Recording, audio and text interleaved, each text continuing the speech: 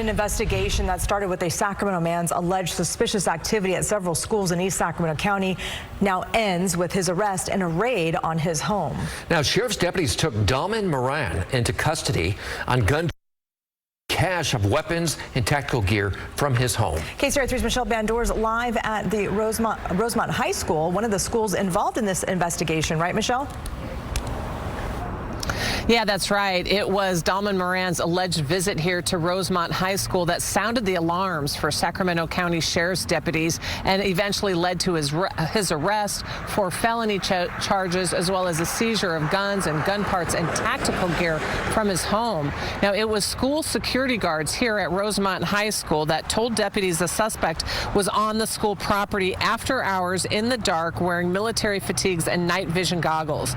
The guard says Moran told him he is allowed there since schools are public grounds. Now, it's unclear if Moran was armed at the time, but deputies were familiar with the suspect after getting similar reports from 3 other schools. Now, the report landed in the threat assessment unit, where detectives discovered Moran was already under investigation, accused of stealing gun parts from his employer, the Sacramento Gun Range.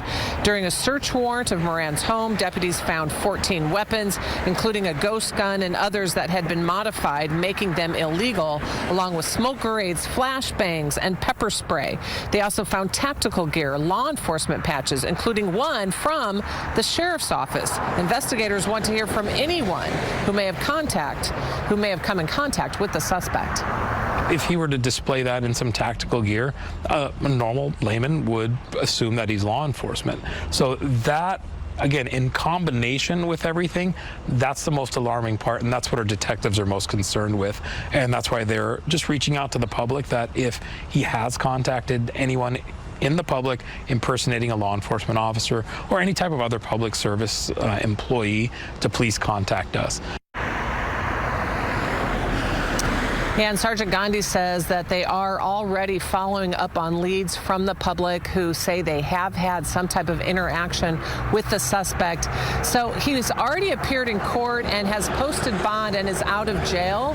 He is expected to be back in court in January. Reporting live in Sacramento County, Michelle Bandor, KCRA 3 News. So, Michelle, what do we know about this guy's background?